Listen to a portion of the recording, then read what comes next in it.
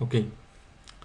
La diferencia de utilizar un sistema o una ruta absoluta o relativa es que la ruta absoluta, donde quiera que yo esté parado, por ejemplo, siempre va a empezar con la diagonal y me voy a mover en todas las carpetas desde la ruta absoluta, desde, en este caso, la raíz, hasta el lugar donde yo quiero estar. A diferencia de lo que es una ruta relativa. Una ruta relativa no comienza con, con un punto, no comienza con una diagonal, sino, por ejemplo, aquí yo ya estoy parado en environment y puedo acceder a la información que se encuentra dentro de environment, ¿no? Ahora, existen carpetas ocultas, que son las carpetas que estamos manejando, que representan, por ejemplo, la carpeta de punto representa el lugar donde ustedes están parados. Por ejemplo, si yo doy ls punto, me va a mostrar la información de la carpeta donde yo me encuentro, ¿sí? Si le doy punto diagonal, es como si estuviera diciendo, en la carpeta en la que estoy, en environment, muéstrame la información que está ahí. Y por ejemplo, yo me puedo mover con rutas relativas a las carpetas que yo requiero. Existe otro que son los dos puntos, que es como movernos a la ruta padre. En este caso, por ejemplo, si yo estoy ahorita en la carpeta Ubuntu, por ejemplo, utilizando PWD, me doy cuenta de la ruta absoluta donde yo me encuentro, que es diagonal home, diagonal Ubuntu.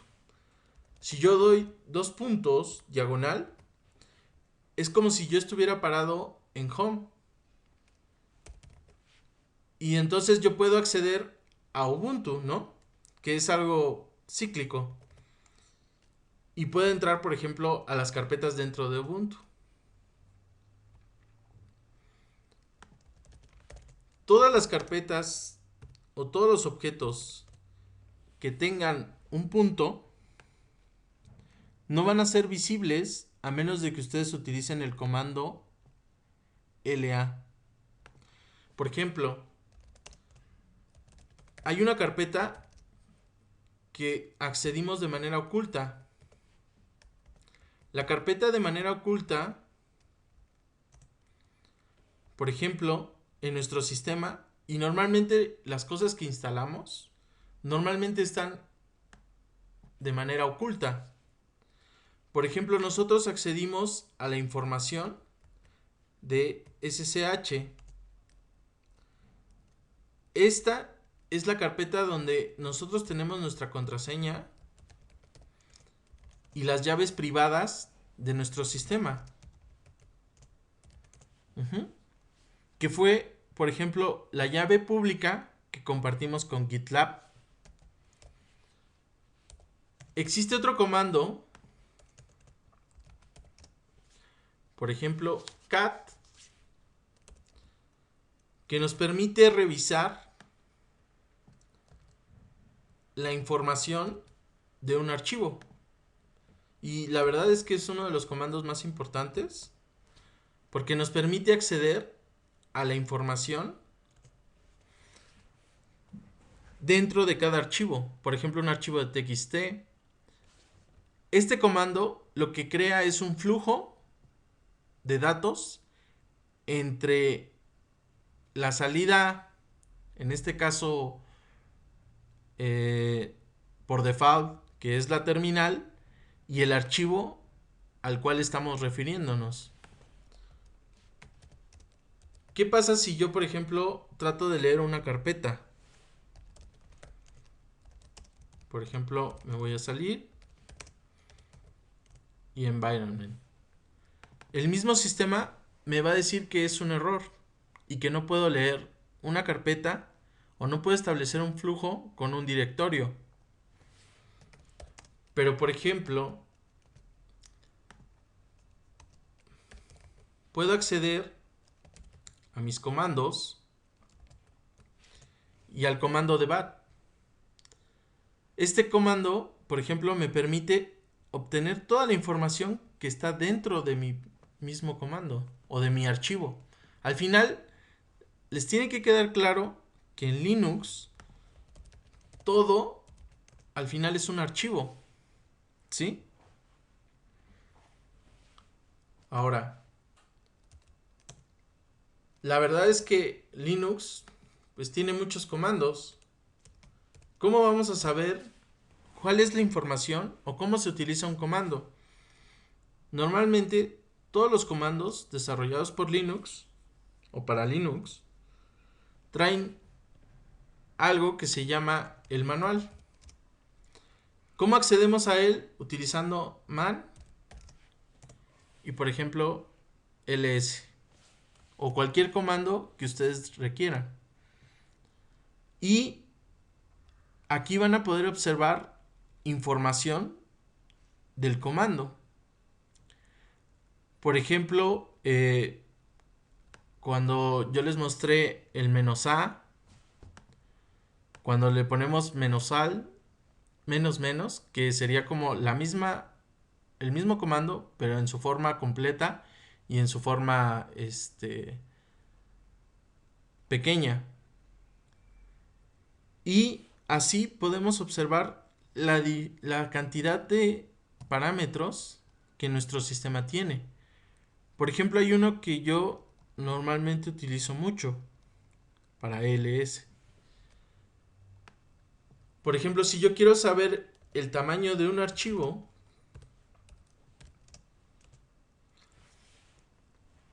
lo utilizo de esta manera. L para tener completo el archivo o la información del archivo, como la información. Y la H para darme el tamaño del archivo, expresado en una notación que yo pueda entender.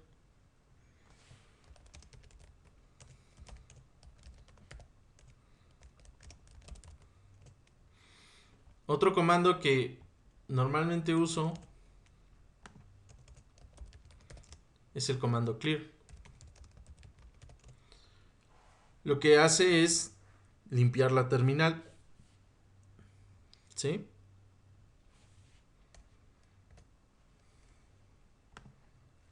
Ahora, normalmente en Linux nosotros necesitamos abrir archivos. Por ejemplo, hay un editor de texto basado en consola que normalmente yo uso, que es VI.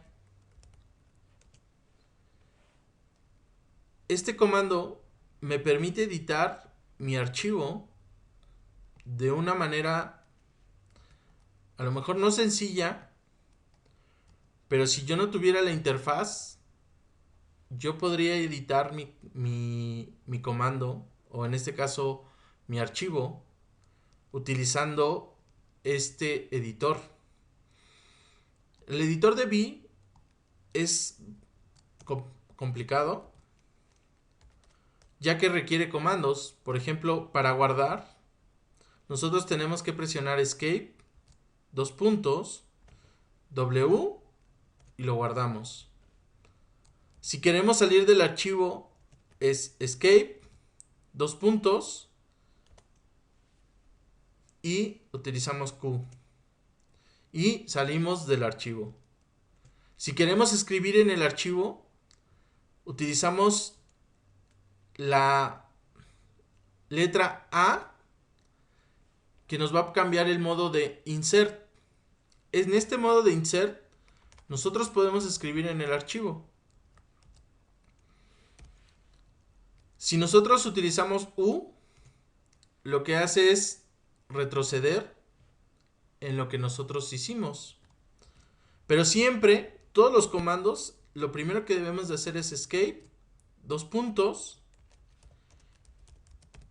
y escribir el comando que nosotros queremos, ¿no? Por ejemplo, si yo quiero ver una numeración de un archivo, pues lo que tengo que hacer es utilizar el comando setNumber. ¿Sí? ¿Qué otra cosa podemos utilizar? Por ejemplo, nos permite buscar, por ejemplo, root, environment,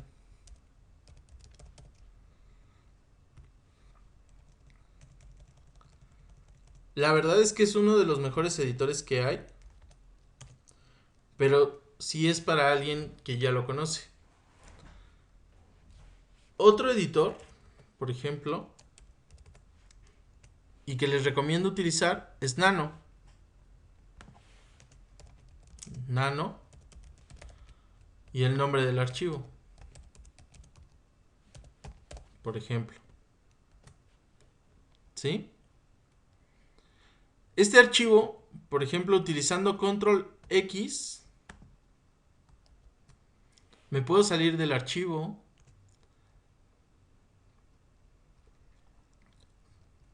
Utilizando control C, por ejemplo, cuando yo modifique algo en mi archivo, me va a permitir editarlo o cancelar. En este caso puedo decir que no y no va a modificar mi archivo. ¿Sí? ¿Por qué es importante poder editar? Porque si nosotros no tenemos entorno gráfico, muchas de las cosas que se utilizan en Linux requieren un archivo de configuración. Por ejemplo, otro comando que es el que nosotros vamos a utilizar, pues es Python. Yo puedo acceder a Python utilizando el comando de Python 3. Puedo acceder a mi información. Puedo utilizarlo como una calculadora. Y la forma de salirme es utilizando exit. O puedo, por ejemplo, voy a crear un archivo. Voy a hacer mi holamundo.py.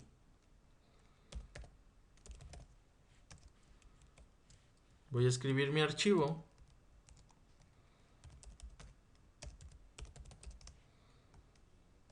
Voy a guardarlo con control X. Con Y le voy a decir que sí y voy a dar enter. Voy a poder visualizar lo que escribí en mi archivo, en este caso holamundo, y voy a poder ejecutar mi archivo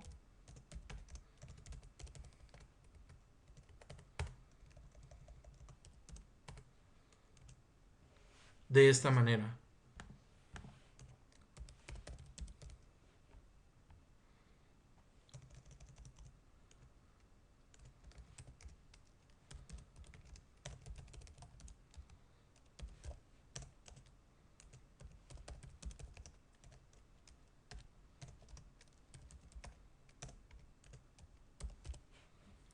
¿Sí?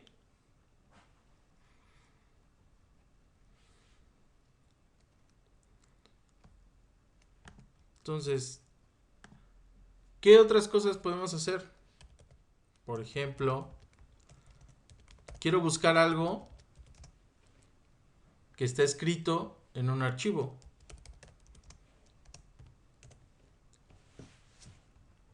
El comando grep me permite buscar la palabra mundo dentro de cualquier archivo que esté en el lugar donde me encuentro. Eso es lo que significa el asterisco. Por ejemplo, si yo guardo mi archivo de comandos básicos, donde aquí hay un mundo, me va a decir el archivo donde está el código, el nombre del archivo y el lugar donde se encuentra, ¿no? Y qué tipo de cadena hay. ¿Sí?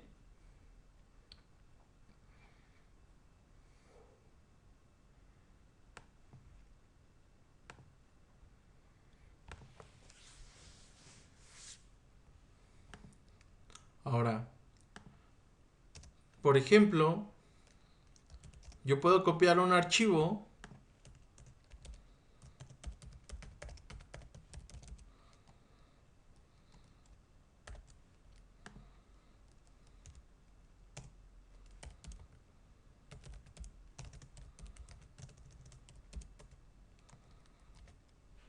Ujú.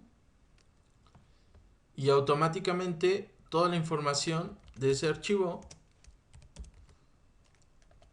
lo copié al archivo 2. ¿Sí? Puedo borrar un archivo, por ejemplo, utilizando Hola Mundo, en este caso RM, y el nombre del archivo que intento borrar. Este es uno de los comandos que hay que tener más cuidado, porque si ustedes tienen los permisos adecuados, ustedes pueden borrar algo que no quieran. Incluso pueden dañar el sistema para que ya no vuelva a abrir. Por ejemplo, voy a crear una carpeta.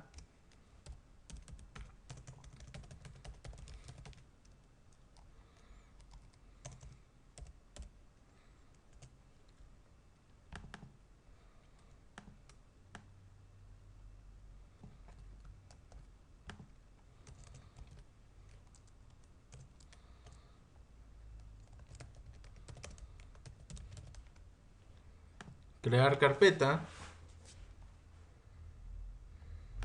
Dentro de esta carpeta voy a copiar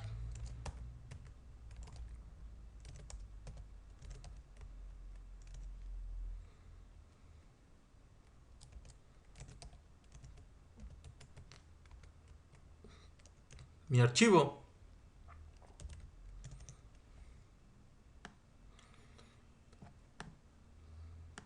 ¿Cómo funciona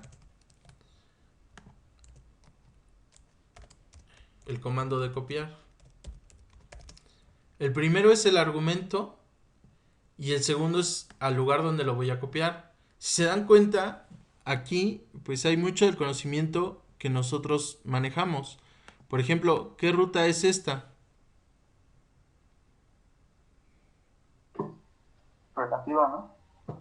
Exacto. Es una ruta relativa. ¿Qué pasaría si no existe la carpeta? El sistema nos marcaría un error. ¿Sí? ¿Qué pasa si yo copio dos veces el archivo? Realmente la plataforma no me dice que el archivo ha sido modificado. Si yo tengo los permisos suficientes, pues no va a ser como en Windows donde desea sobreescribir el archivo. No. Aquí sobreescribimos el archivo de manera tal cual, sin ni siquiera preguntar, ¿no? A menos de que no tengamos los permisos, el sistema no nos dejaría modificar el archivo. Ahora, si yo trato de borrar la carpeta, no me va a permitir borrarla. Pero si yo utilizo RM y utilizo una bandera, en este caso R de recursivo, me va a permitir borrar la carpeta. Y a diferencia de Windows, cuando borramos algo en Linux, ya no lo podemos recuperar. ¿Sí? Entonces, es importante que tengan cuidado de utilizar este comando. Profe, ¿por qué con el menos R ya se pudo borrar? No entendí eso. De forma recursiva. Si nosotros nos vamos al manual de RM, si revisamos la opción de "-r", lo que vamos a hacer es borrar de manera recursiva.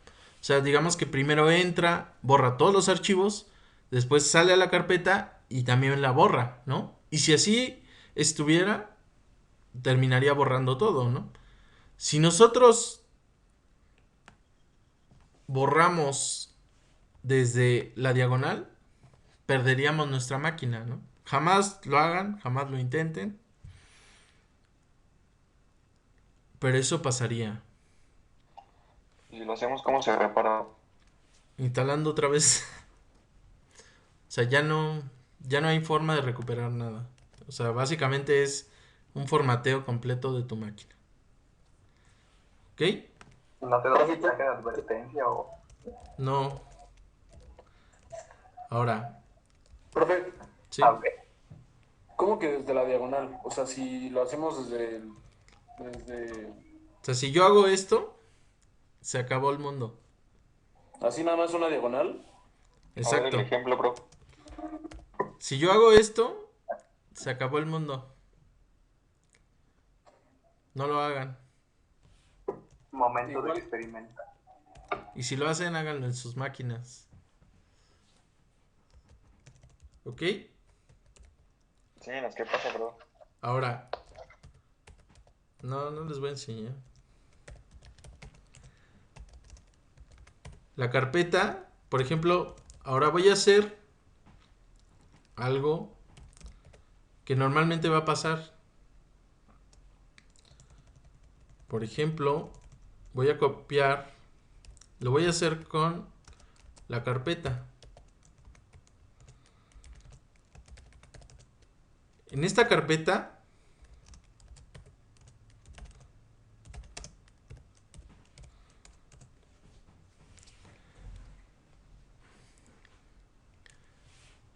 yo tengo mi archivo.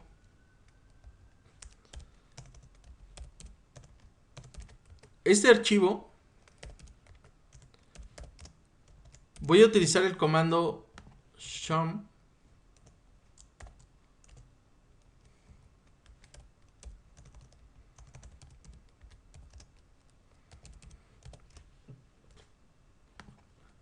acompañado del usuario. En Linux el usuario más poderoso, que tampoco deben de usar nunca, es el root. Y por ejemplo voy a decir que root le pertenece mi archivo de Hola Mundo.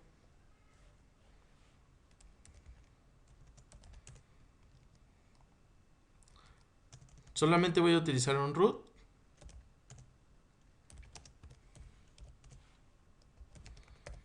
Y ni siquiera me va a dejar hacerlo. ¿No? Me dice que la operación no es permitida. Para subir permisos en Linux, nosotros utilizamos el comando sudo.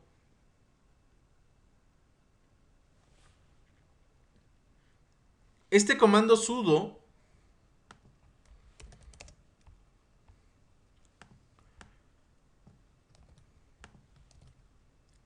lo que va a hacer es cambiar los permisos. Bueno, cambiar el dueño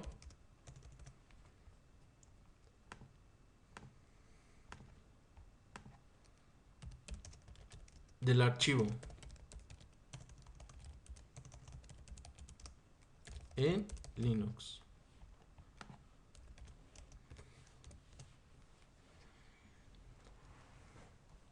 Si se dan cuenta, lo que cambió fue root, pero sigue estando en el grupo de Ubuntu.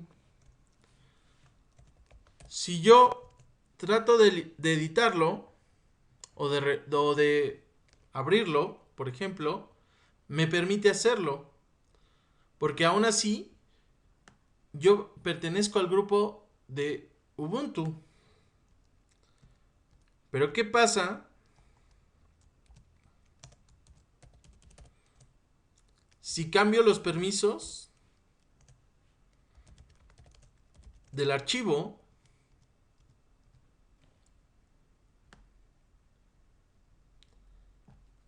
tanto como el grupo,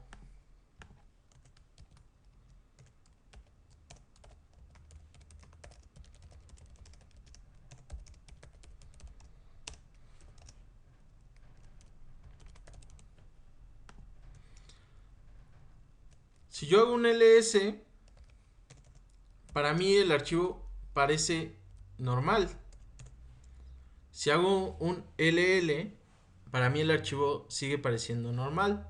Solamente ha cambiado los dueños del archivo, que es el dueño root y el grupo root. Ahora, ¿qué pasa si yo quiero saber qué hay en ese archivo? Antes el dueño era Ubuntu. Antes el dueño era Ubuntu. ¿Sí? ¿Y por qué no debemos utilizar ese de root? No es que no lo deban de usar, de hecho lo van a tener que usar, pero realmente no es recomendable utilizarlo porque le das permisos a todos. O sea, si yo quisiera borrar o utilizar rm-r en la diagonal, a lo mejor no podría borrar todos los archivos porque están protegidos. Por ejemplo, si ustedes ven y le damos ls-l,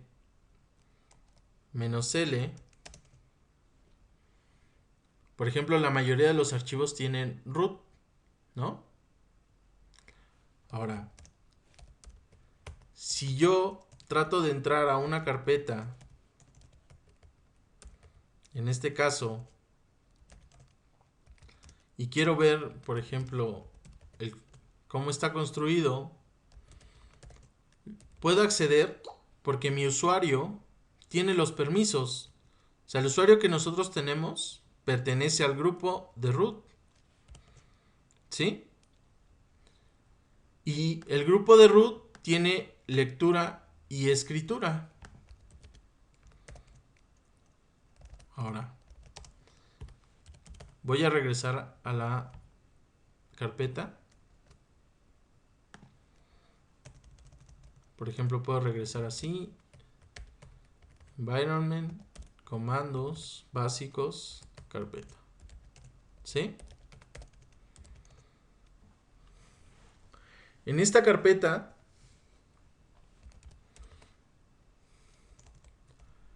por ejemplo, o en este, yo puedo seguir viéndolo porque pertenezco al grupo de root. ¿Cómo sé que pertenezco?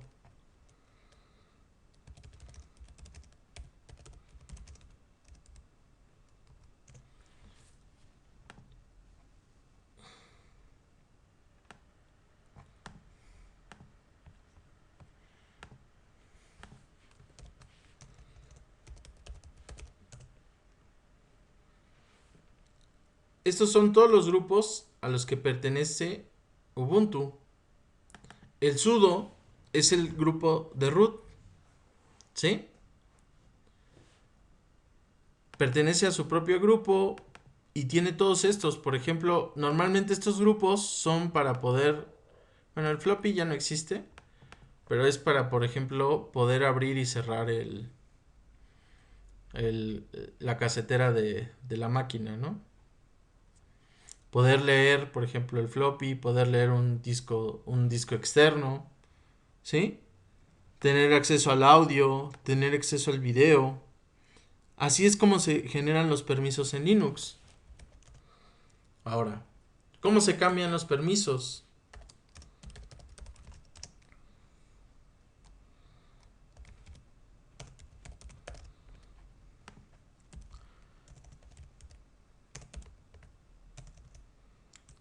La forma de cambiar los permisos, por ejemplo, es utilizando chmod, donde nosotros podemos, por ejemplo, quitarle el permiso de lectura. ¿Sí? Si yo trato de volver a leer el archivo, no lo voy a poder hacer. Incluso si era mi archivo, ¿no? Por ejemplo, aquí, si yo lo trato de abrir con un sistema de archivos, por ejemplo, no puedo observar lo que hay dentro de ese archivo. ¿Sí?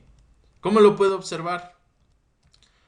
Por ejemplo, utilizando cat y holamundo y el sudo.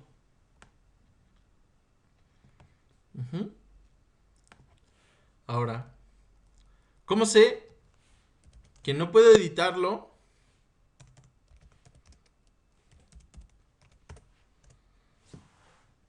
Pero sí puedo modificarlo. Vamos a utilizar otro comando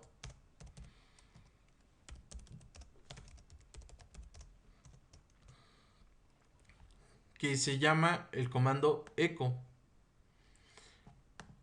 Este comando también es importante. Bueno, en realidad no es importante, pero se utiliza para enviar información, por ejemplo, a otros comandos o para revisar variables. Por ejemplo, la variable pwd es la variable que nos dice dónde nos encontramos nosotros ahorita, ¿no? Cuando nosotros preguntamos por el comando pwd, realmente nos estamos accediendo a las variables de entorno de Linux. Por ejemplo, otra variable, user. ¿Qué usuario es con el que estoy entrando? En este caso es user. ¿Cuál es el usuario de ustedes? No es el mismo. Como ustedes tienen máquinas con un Linux que es hecho por AWS, su usuario es uno de tipo AC2 user. Algo así. ¿Es correcto? Sí. Sí. ¿Ok? ¿Por qué es importante esto? Ok. Por ejemplo, yo les dije que el archivo no se puede modificar. No se puede leer, ¿no? O sea, yo no lo puedo leer sin permisos de superusuario. ¿Cómo obtengo los permisos de superusuario? Si yo agrego sudo. Si nosotros observamos los permisos, podemos observar que solo tienen permisos de escritura. ¿Cómo puedo probar eso? Bueno, podemos utilizar un comando echo que lo que hace solamente es imprimir hacia la salida estándar. Y lo que vamos a hacer es redireccionar esa salida estándar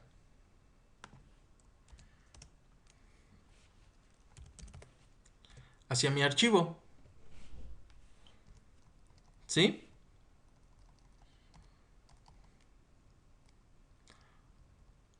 Ahora, de todas maneras, yo no puedo escribir en él.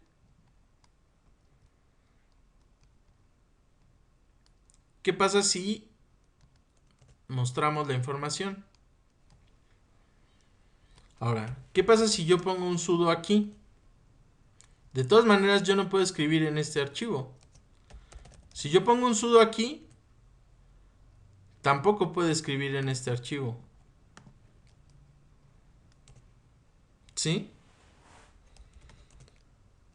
Y incluso lo que hizo fue crearme un archivo con este nombre.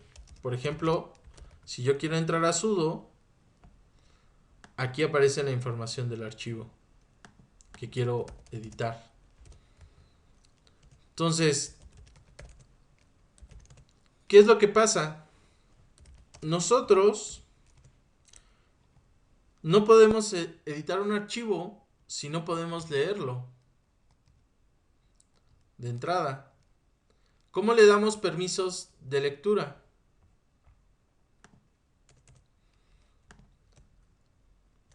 Utilizando el mismo comando shmod menos R.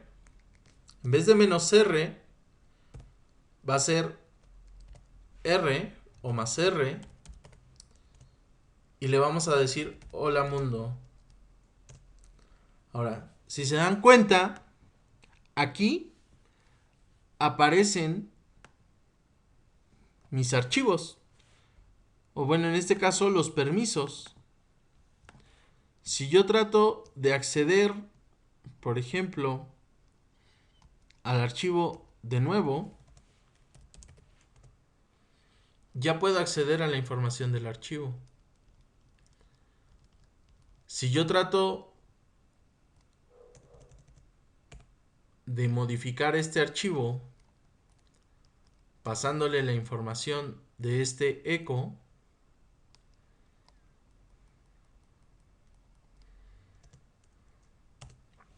aún así no me lo permite.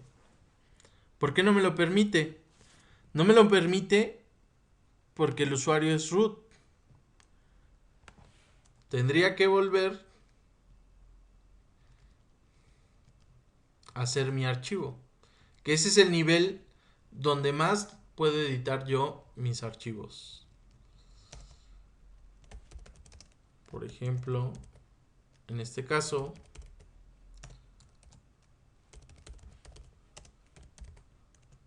¿sí? Mi archivo ya tiene mis permisos, tiene mi usuario y mi grupo. Y aquí yo ya puedo editar el archivo como yo quiera.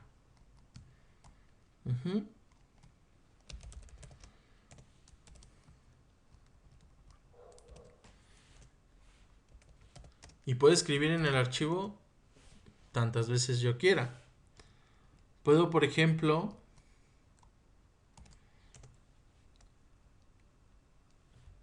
utilizar este comando de direccionamiento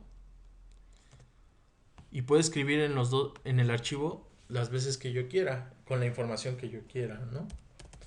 Y este archivo, por ejemplo, puede ser ejecutable. Ahora, ¿por qué falló? Díganme. Si no, dejamos de dar clase.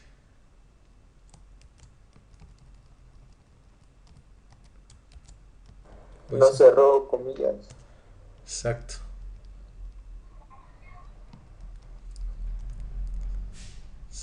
¿Sí? Entonces, si yo solo pongo un mayor, el flujo borra lo que el archivo tenía anteriormente. Si pongo dos mayores,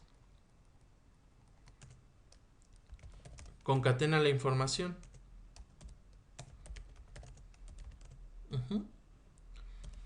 Y por ejemplo, yo puedo ejecutar mi archivo, pero me equivoqué en el comando print, por ejemplo, y dos veces, ¿sí? Y podemos tener la ejecución del mismo archivo. Ahora, ¿por qué sí podemos ejecutar el archivo? En Linux hay tres tipos fundamentales y creo que en Windows también. Es de tipo lectura, de tipo escritura y de tipo ejecución. Por ejemplo, si yo ejecuto el comando para quitarle permisos de escritura, ¿cómo lo haría? Menos W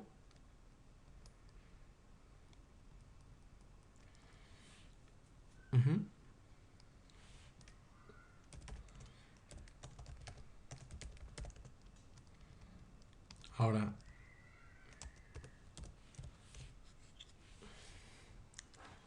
¿qué pasa aquí? Si yo quisiera modificar ese archivo, ya no puedo. Pero, por ejemplo, sí puedo ejecutarlo, ¿no?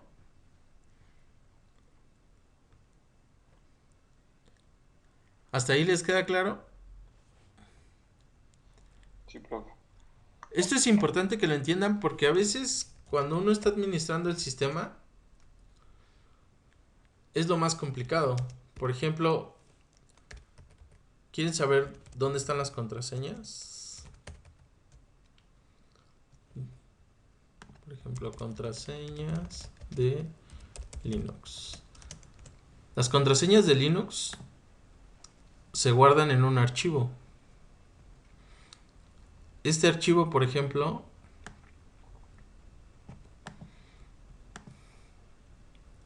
es el etc password. Por ejemplo,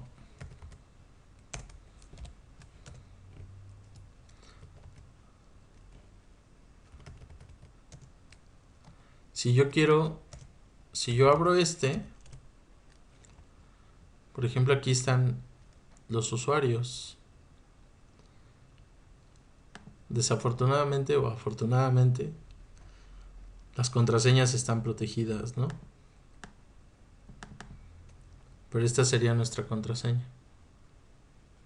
Y aquí podemos ver todos los usuarios que hay en Linux. Por ejemplo, el usuario root, el usuario de demonios, un usuario bin, system. Y dependiendo de estos usuarios y grupos, pues existen diferentes perfiles y permisos, de lo cual se puede ejecutar o no ejecutar. Por ejemplo, este servidor trae un servidor MySQL de una base de datos. Por ejemplo, este es el servidor de SSH. Este es el usuario de logs del sistema. Dependiendo de estos usuarios, pues realmente aquí es donde nosotros podemos acceder a la información.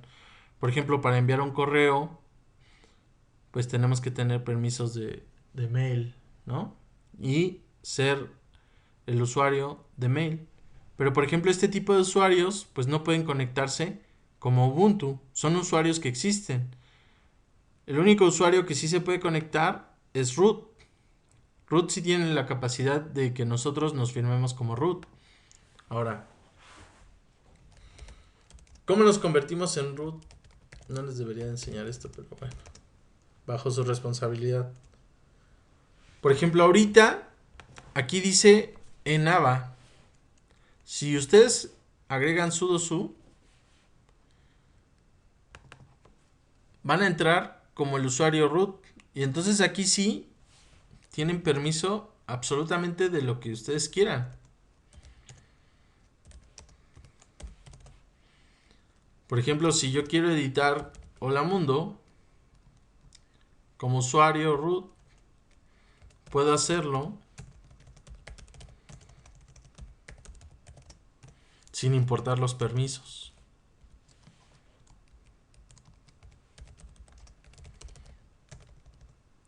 En un sistema administrado o bien administrado, difícilmente les van a dar permisos de esto, ¿no? ¿Por qué? Porque al final del día el sistema se puede volver vulnerable si ustedes tienen acceso a ese nivel de permisos. Ahora, ¿cómo crear?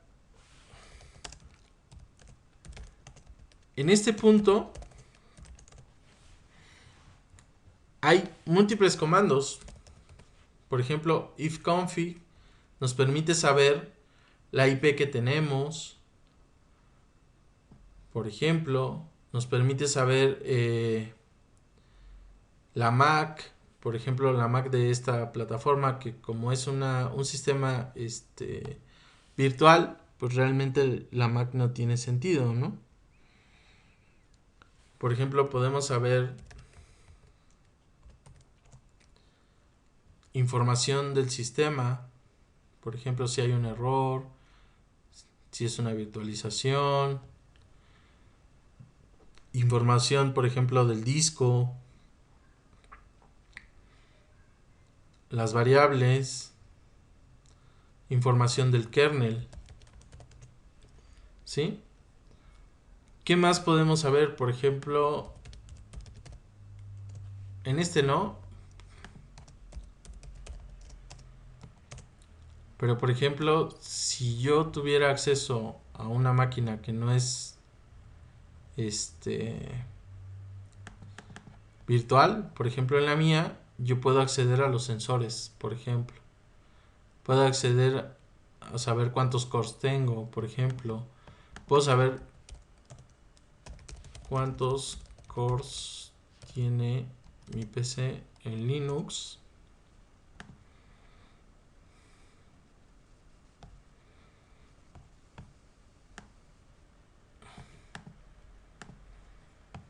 Por ejemplo, este comando, que en verdad es un comando compuesto. Este comando, por ejemplo, si nosotros, yo ya les mostré que es grep, ¿no? Que es el buscador. LCPU nos da información de nuestra máquina. Si yo solo quiero filtrar la información que me interesa, lo voy a pasar por una tubería, que es este comando, que es el pipe, y lo voy a pasar por un grep. Entonces lo que va a hacer es filtrarme el lugar donde en la lista, o por ejemplo en el cat que yo generé de cuando me mostró toda la información, solamente me interesa los CPUs. Y esto me va a mostrar solamente el número de CPUs, el número de línea donde se encuentra la palabra CPU. ¿Sí?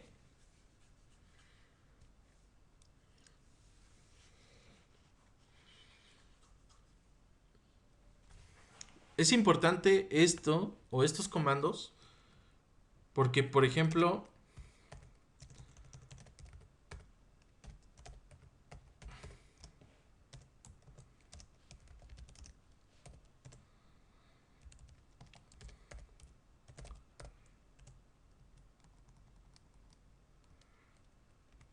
yo quiero saber los errores que salieron en mi máquina, ¿no? Y no me importa lo demás. Quiero saber, por ejemplo, warning.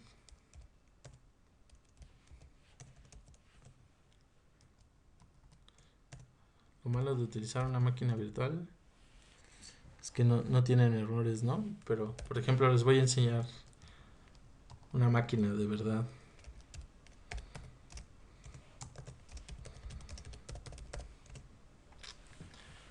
Por ejemplo, aquí no puedo montar un archivo extendido de una partición.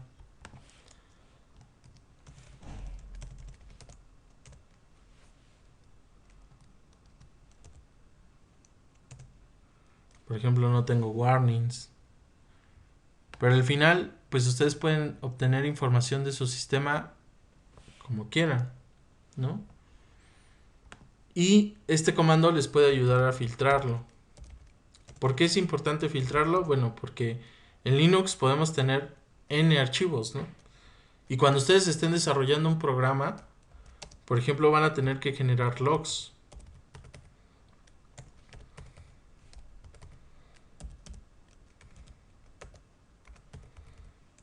Por ejemplo, aquí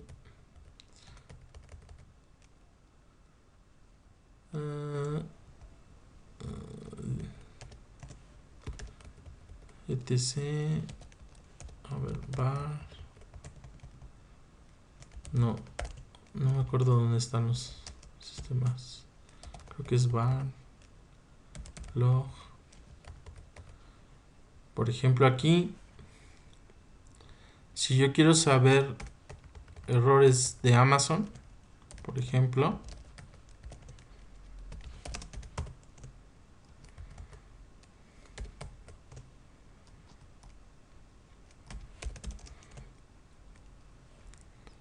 Por ejemplo, aquí Amazon está revisando todos los errores que yo cometo, ¿no? O todos los errores que hay. Las páginas que entré, la información. O sea, ustedes pueden observar, pues al final del día son los logs del mismo sistema, ¿no? Si ustedes tuvieran un servidor, por ejemplo, pueden acceder a los logs del kernel.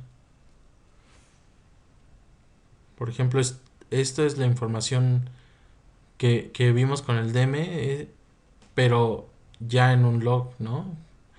Y ya a nivel de PCI, de API, de librerías, de reloj, por ejemplo, todos los periféricos que tiene. TCP, por ejemplo, se refiere a la comunicación, si se puede conectar por internet. Obviamente esta máquina se puede conectar por internet porque si no, no podríamos acceder a ella, ¿no? Los discos que están asociados, por ejemplo, el nombre de mi disco es este. Si yo le doy df-h, que es algo que les puede pasar y que el semestre pasaba muy seguido, ver el espacio de su máquina.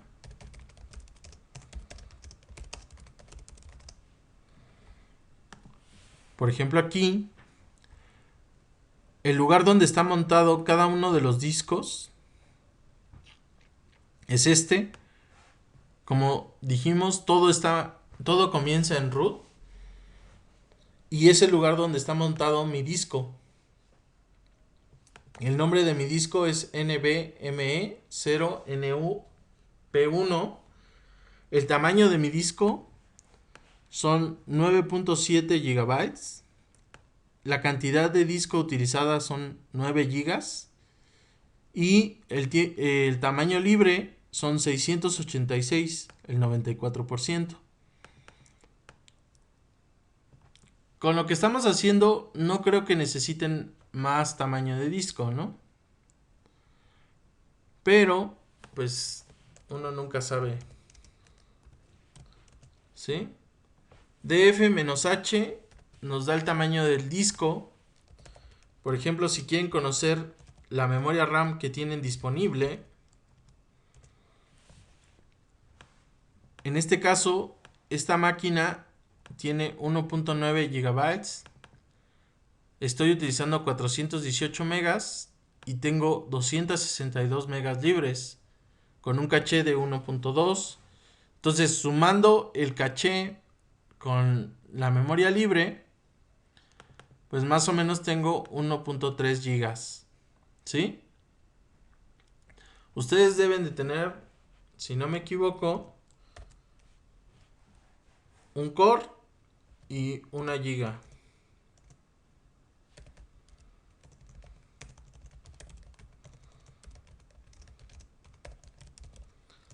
Cantidad, por ejemplo, no, memoria RAM. La memoria RAM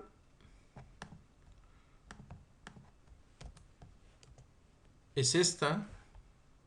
Y hay una memoria que es la memoria swap.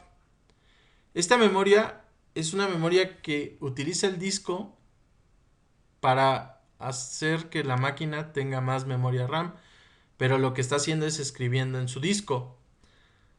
Si esto no está bien configurado, a veces lo que pasa es que el disco se daña por la cantidad de veces que está escribiendo en la memoria. Es importante que ustedes utilicen esta RAM de manera adecuada, ¿no? ¿Por qué? Porque si empiezan a utilizar la RAM en exceso, pues la máquina se empieza a volver lenta. ¿Por qué? Porque esta memoria es mucho más lenta que la memoria que nosotros utilizamos como volátil, que es la RAM. ¿Cómo podemos saber qué proceso está consumiendo mi memoria? En Linux hay un proceso que se llama top, o un comando, para poder analizar los procesos. Y aquí van a aparecer todos los procesos que ustedes tienen corriendo, el porcentaje de memoria que utiliza y el tiempo de ejecución que tiene este proceso. Van a poder saber cuál es el porcentaje de su CPU, la memoria RAM, cómo se está utilizando, el número de procesos que están corriendo, los procesos que están esperando cualquier cosa, procesos detenidos y lo que son los procesos zombies. Esto, bueno, es una clase de sistemas operativos que no les vamos a dar porque ustedes son mecatrónicos. Pero realmente es interesante porque pues en esto se basa el sistema operativo. Por ejemplo, cuando yo tengo un problema con alguna aplicación que está gastando mucha RAM, por ejemplo, yo puedo utilizar el comando pcaux y puedo sacar una imagen de todas las cosas o todos los programas que están corriendo en mi máquina. Por ejemplo, voy a sacar una imagen de mi propia máquina. Y aquí puedo observar, por ejemplo, cuáles son los procesos y cuáles son los que están consumiendo mayor cantidad de RAM. Por ejemplo, cuáles son los procesos que normalmente consumen más, pues son los procesos de Genome. Genome es la interfaz gráfica de nuestra plataforma. Por ejemplo, nuestro querido amigo Chrome 2.6. Y realmente, o sea, Chrome no solo es este, ¿no? Sino Chrome es todo esto. Así que si se preguntan por qué es tan lento, pues es porque consume toda esta información, ¿no? Entonces aquí ustedes pueden ver toda la información de todos los procesos que ustedes están corriendo en su máquina, ¿no? Por ejemplo, para variar, el 81% de mi CPU lo utiliza Chrome. Y Chrome, y Chrome, y Chrome, ¿no? Que es lo mismo, por ejemplo, si yo tuviera un monitor de sistema donde pueden observar mis diferentes cores, la RAM y los procesos que en ese momento se están ejecutando, ¿no? Y podemos observar que Chrome es el más demandante. Ahora, por ejemplo, ¿cuál es este programa? Mi programa es Xorg. Este es mi programa. En este programa nosotros tenemos un ID. Por ejemplo, ¿todos están viendo mi pantalla? Sí. Sí, Sí, sí. profe. ¿Se alcanza a ver bien? Sí. Sí. Bueno, por ejemplo, ¿cómo puedo matar este proceso? Lo primero que tengo que hacer, y para esto sirven las tuberías. Por ejemplo, voy a buscar el nombre del proceso. En este caso, yo sé que se llama System-Monitor. Y aquí voy a obtener los lugares donde mi proceso existe o donde existe esa palabra en mi proceso. Incluso el grep que yo lancé es un proceso y me muestra, por ejemplo, la palabra System Monitor de este grep que yo lancé. Este de aquí es el identificador único de este proceso. Si yo tuviera un proceso, porque les va a pasar, que no puedo cerrarlo, yo utilizo una función, por ejemplo, de -kill con el número de identificación de mi proceso y puedo matar ese proceso para liberar memoria. ¿Sí? Otra cosa importante, por ejemplo aquí, es que así es como se pueden ligar comandos entre sí.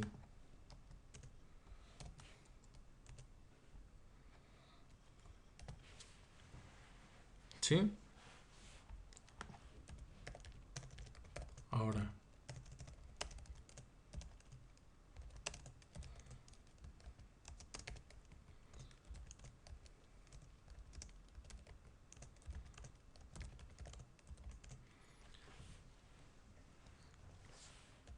Hay otros comandos, por ejemplo, date, que me regresa el tiempo. Pi, creo que no lo tengo instalado.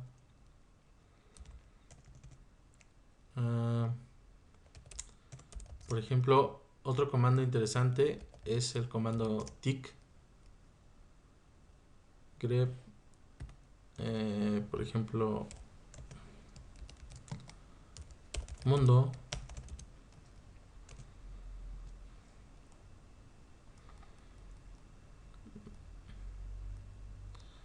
Pero no recuerdo cómo se usaba. Creo que es así. Tick. No. Era TikTok. Pero no me acuerdo cómo funcionaba. Bueno, lo buscan de tarea. Pero ¿para qué es esto? Bueno, ahora vamos a hacer nuestro propio comando. ¿Cómo vamos a hacer un comando? Y con eso terminamos la clase. Con el pack. Vamos a crear, por ejemplo, voy a crear un comando que me va a dar la hora, ¿sí? Y me la va a dar conforme yo lo presione, ¿no? O sea, solamente voy a hacer un date dentro, ¿no? Que me va a dar la hora formateada con mi nombre, ¿no? Entonces, el comando, por ejemplo, le vamos a llamar clock.sh, ¿no? Con esto yo creé un archivo. Este archivo lo voy a editar. En vez de utilizar VI, voy a utilizar Nano.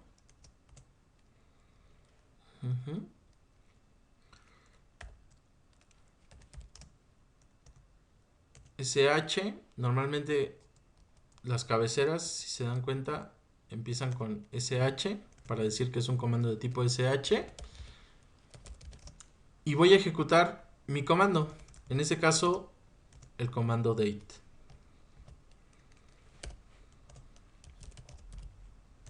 ¿Sí? ¿Y cómo voy a ejecutar un comando de SSH? La forma de ejecutarlo es utilizar la ruta relativa de donde me encuentro, diagonal, el comando. Con esto, Linux obliga a que saben qué comando se está ejecutando. Aquí me va a decir que el permiso es denegado. ¿Cómo cambio el permiso? ¿Qué tipo de permiso tiene que llevar?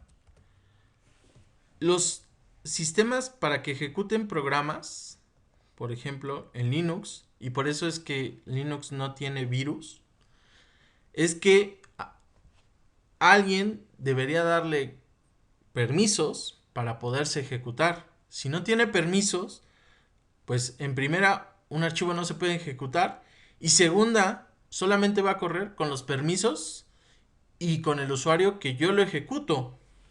Entonces, a menos de que ustedes le den permiso a un virus y ese virus aparte le den permiso y lo corran con root, es muy difícil que afecte a los demás usuarios. ¿Sí? Ahora, si yo ejecuto otra vez mi ls,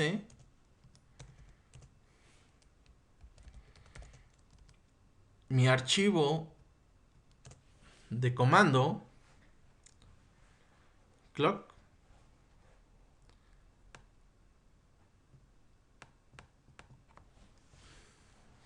ya tiene permisos de ejecución.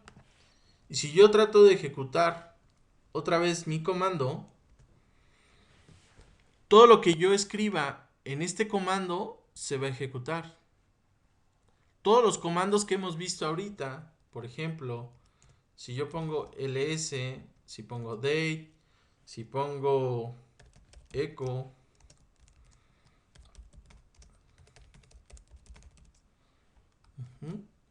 y lo guardo, se van a ejecutar mis comandos, ¿no? El primero fue ls, el segundo fue la fecha y el tercero fue un comando de echo, ¿sí? Ahora, ¿qué pasa si yo escribo mal un comando o un comando que no existe? Por ejemplo,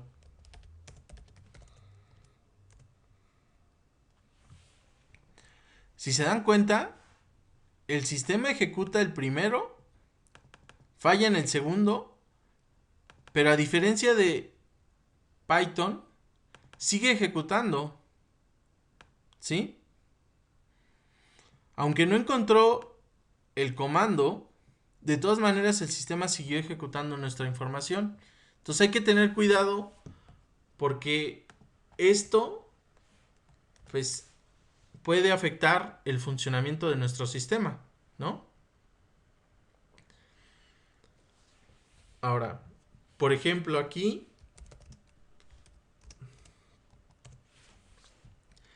también existen force utilizando SSH.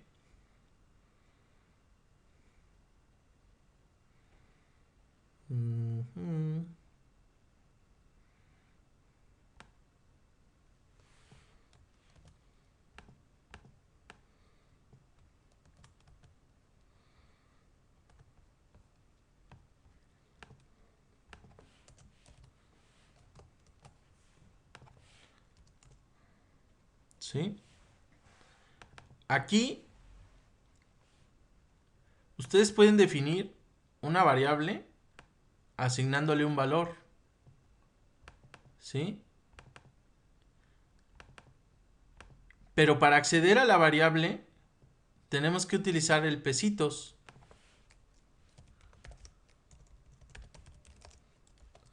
Por ejemplo, cuando yo accedí a la información de PWD, si es una variable de entorno, pues yo tengo que acceder de esta manera, ¿no?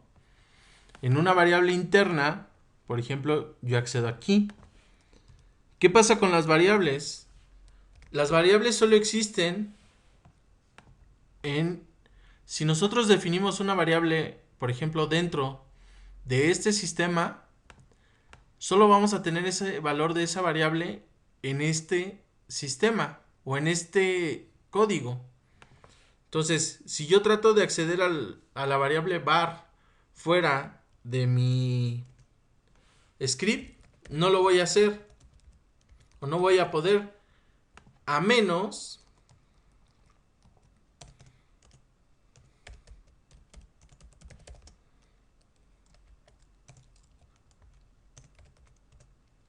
que yo exporte esa variable. Creo que es así.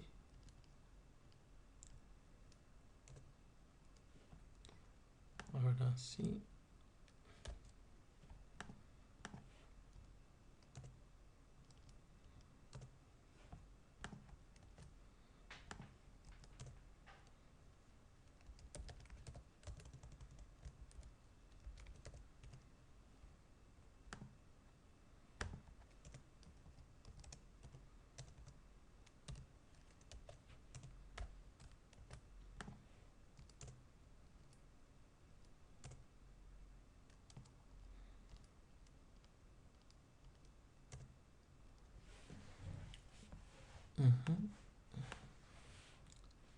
No sé por qué no me la deja exportar. Bueno, a lo mejor sí la está exportando, pero no la vemos. ¿Ok? Entonces, la variable solamente vive dentro de esta plataforma. ¿Qué variables tenemos?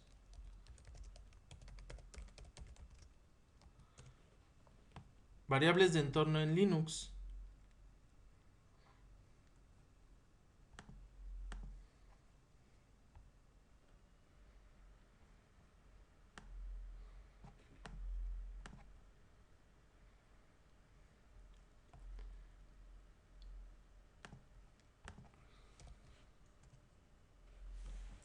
El comando ls lo único que hace es, dependiendo de la longitud de nuestro archivo, solo nos muestra lo que se ve correctamente en la pantalla.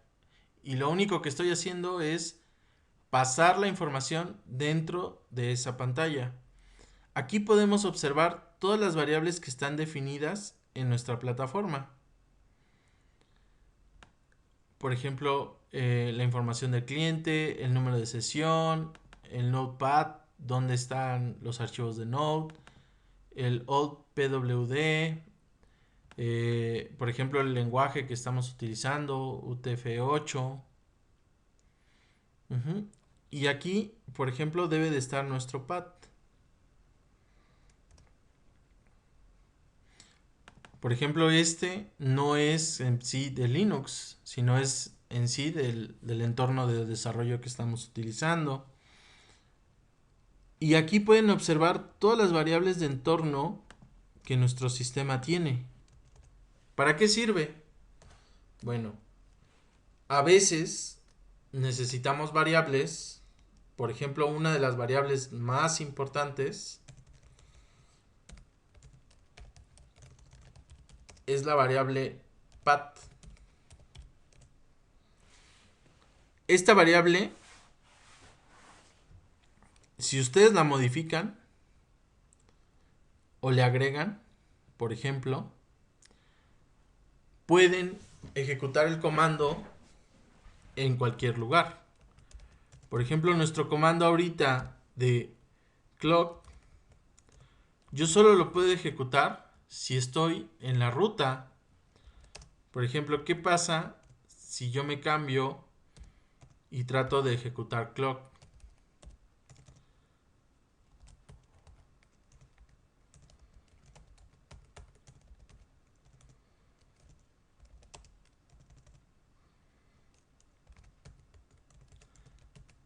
Si yo trato de ejecutar clock desde otra ruta, pues me va a decir que no encuentra el lugar.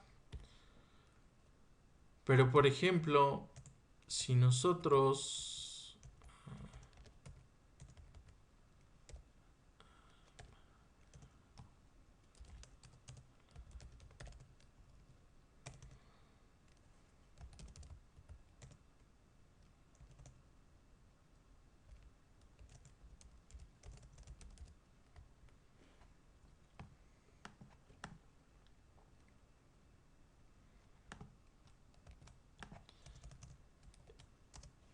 accedemos a la carpeta,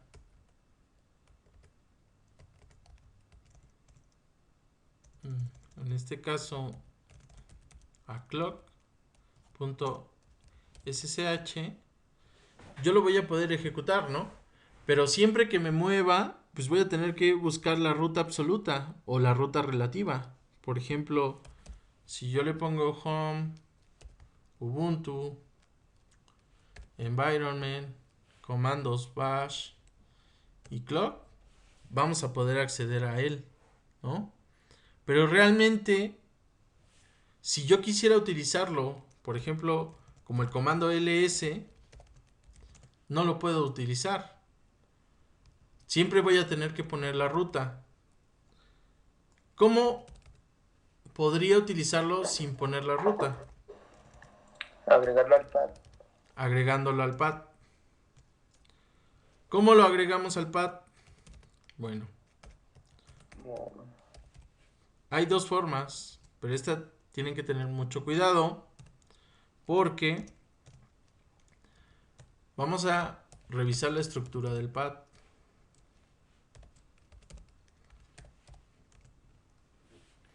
La estructura del pad se compone de varias rutas donde hay varios sbin o binarios que son los comandos donde nosotros los ejecutamos.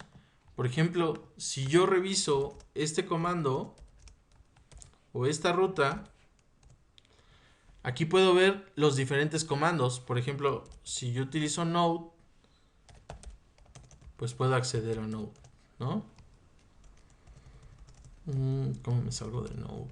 Creo que es...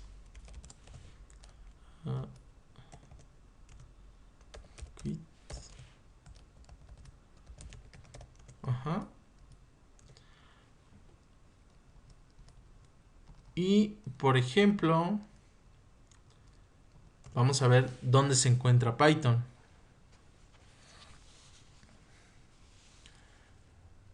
No necesariamente está aquí, pero nosotros podemos acceder a otros comandos. Por ejemplo, otro comando importante es whereis. Por ejemplo, este nos va a decir dónde se encuentra Python, ¿no? Por ejemplo, Python 3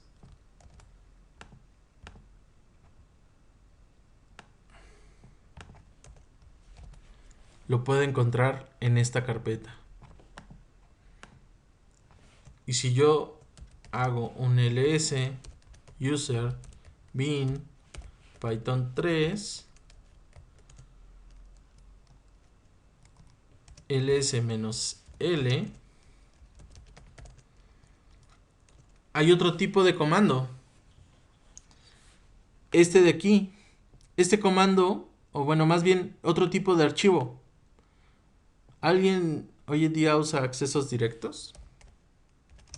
¿O sabe lo que es un acceso directo en Windows? Bueno, un acceso directo, pues básicamente es el que tienen en su escritorio. ¿Y qué es lo que estamos haciendo en Linux? Por ejemplo, Python 3 está accediendo a Python 3.6.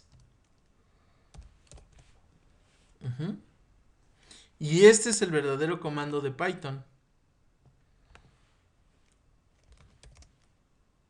Digo, al final, para nosotros, podemos utilizar Python 3 o Python.3.6.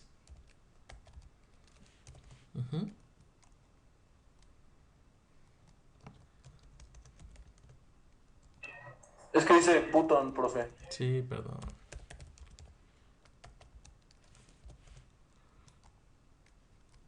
Y, por ejemplo, si yo doy un cat, pues obviamente lo vamos a ver así. Y vamos a trabar nuestra terminal. Por ejemplo, la voy a cerrar. Voy a abrir una nueva terminal. Y lo que observamos ahí, pues es el código de el compilado o el lenguaje máquina de nuestro archivo de Python, de nuestro programa de Python que ejecuta Python. Ahora, ¿cómo volvemos a nuestro archivo de clock? Un comando.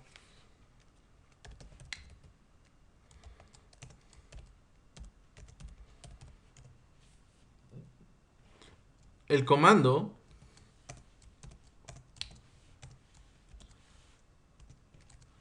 por ejemplo, vamos a asignarle a path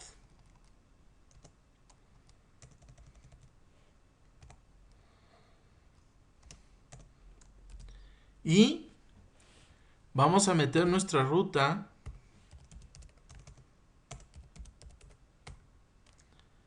absoluta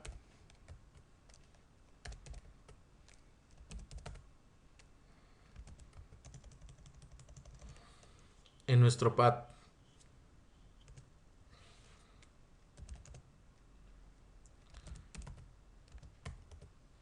Incluso nuestro sistema, si yo genero o presiono tabulador, ya me lo completa, ¿no?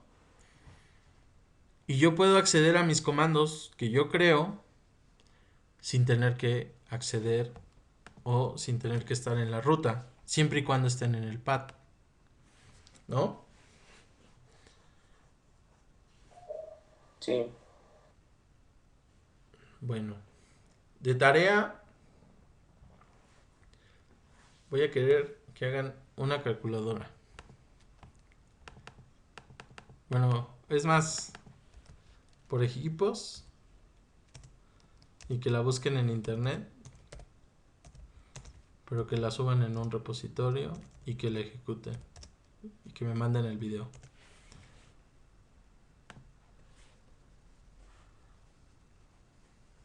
Es más, les voy a dar el código y solo lo van a agregar al pad y le van a agregar sus nombres y la van a ejecutar. ¿Vale?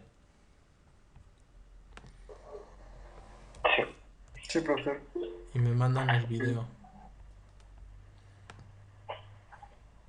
¿Ok? Sí.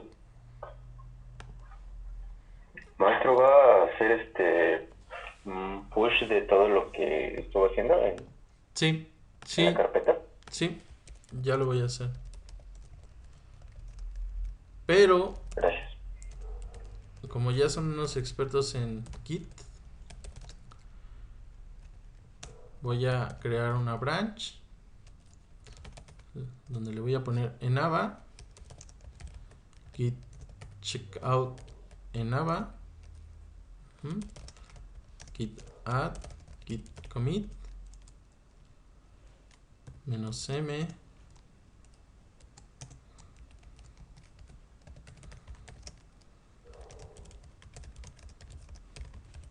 clase de comandos en bash y voy a subir mi branch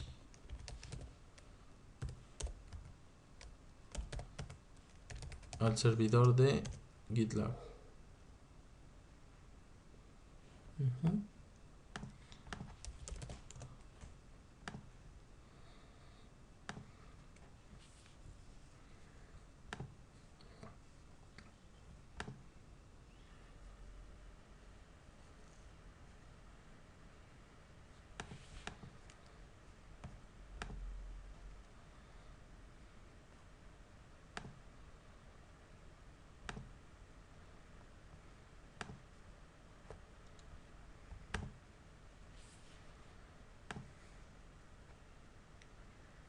Y bueno, ya hay muchas, pero van a tener que hacer el merge de enava, ¿vale? Y aquí están los comandos y está el comando cloud. ¿Vale?